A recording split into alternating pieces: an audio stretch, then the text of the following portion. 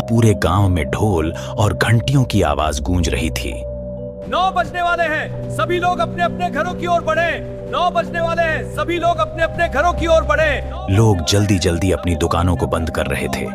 बच्चे भागते हुए घरों की तरफ जा रहे थे और कुछ ही मिनटों में पूरा गांव खाली होने लगा, क्योंकि गांव की गलियों में 9 बजे के बाद मौत का नंगा नाच होता है।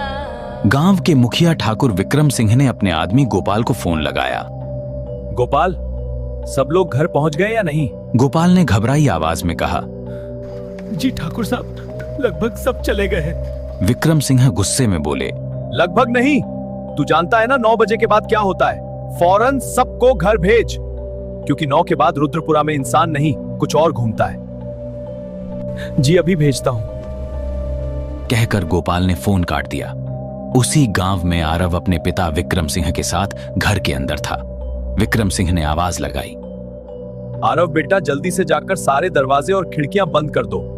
एक भी दरवाजा खुला रह गया तो उसे अंदर आने से कोई नहीं रोक सकता है। जी पापा, कहकर आरव खिड़कियां बंद करने लगा।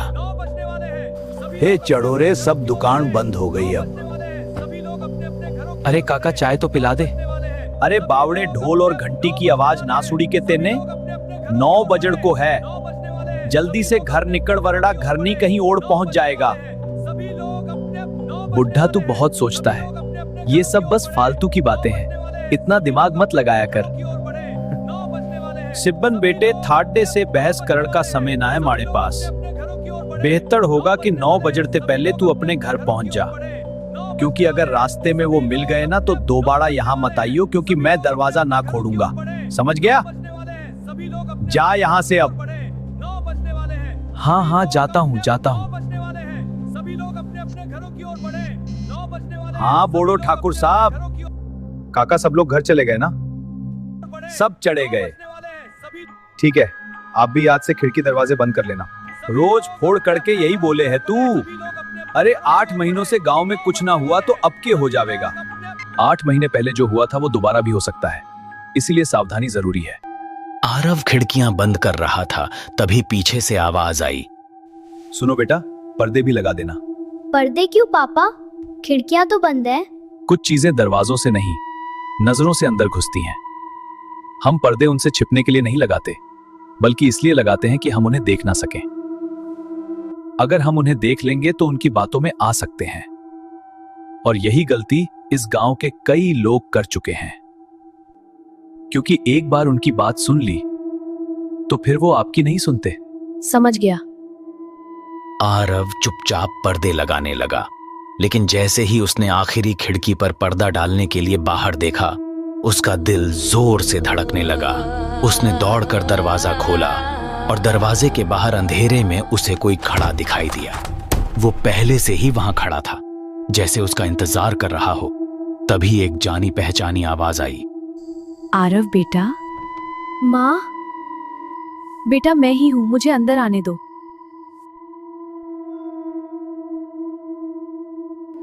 लेकिन पापा ने कहा था कि आप मर गई हो।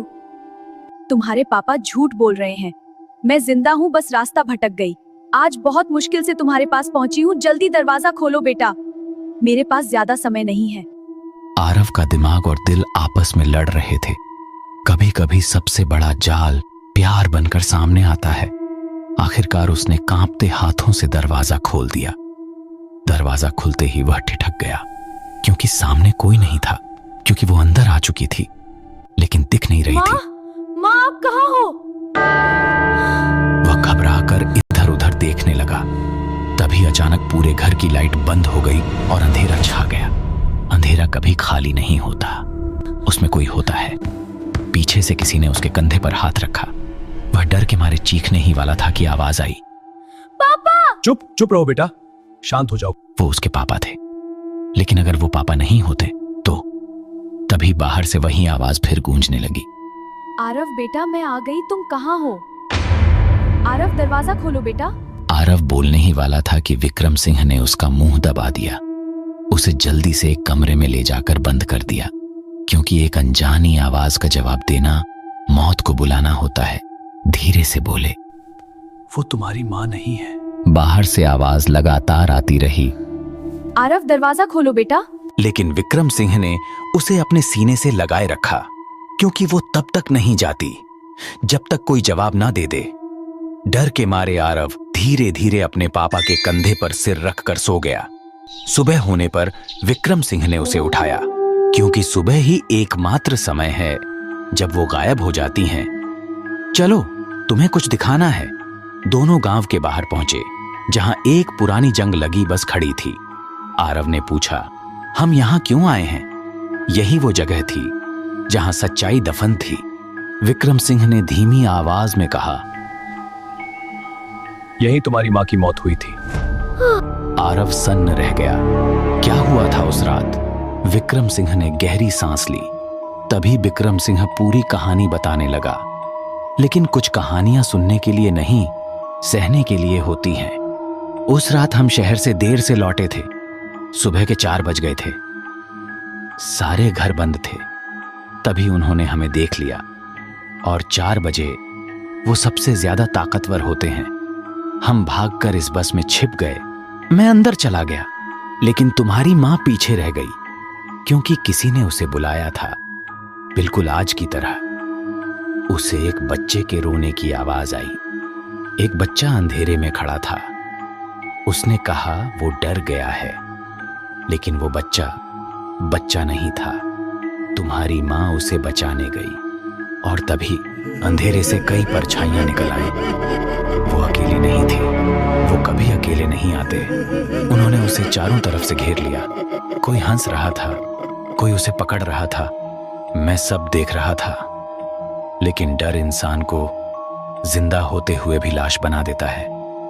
सुबह होने पर वहां कोई नहीं था, तुम्हारी मां भी नहीं। आरव रोने लगा, क्योंकि कुछ लोग मरते नहीं, बस गायब हो जाते हैं। तभी रघु वहां आया। उसने एक रुद्राक्ष की माला निकाली और बोला, ये माला उस पुराने बस में थी, तभी वो बस के अंदर नहीं आ पाए थे। यही उन्हें रोकती है। अगर इसे दरवाजे पर टांग दो तो वो अंदर नहीं आ सकते। आरव सब समझ गया। लेकिन याद रखना, वो हमेशा अंदर आने की कोशिश करते हैं। उस रात फिर 9 बजे ढोल और घंटियों की आवाज गूंजी। आरव इस बार तैयार था। अचानक वही आवाज फिर आई। आरव बेटा, वो फिर आ गई थी, क्योंकि वो हार नहीं मानती। बाहर आओ बेटा, तुम बाहर आओ, मैं अंदर नहीं आ सकती। आरव ने दरवाजे की तरफ देखा। दरवाजा खुला था, लेकिन इस बार जाल उल्टा बिछाया गया था। बाहर खड़ी मां मुस्कुरा रही थी। बाहर आओ बेटा, तुम बाहर आओ, मैं अंदर नहीं आ सकती। आरव धीरे धीरे पीछे हटने लगा, क्योंकि सच जानने के बाद डर खत्म नहीं होता, समझ बढ़ती है। उसने कहा, तुम मेरी माँ नहीं हो। कुछ सेकंड तक सन्नाटा रहा, फिर उसका चेहरा डरावना हो गया, और असली रूप हमेशा आखिर में सामने आता है। वो अंधेरे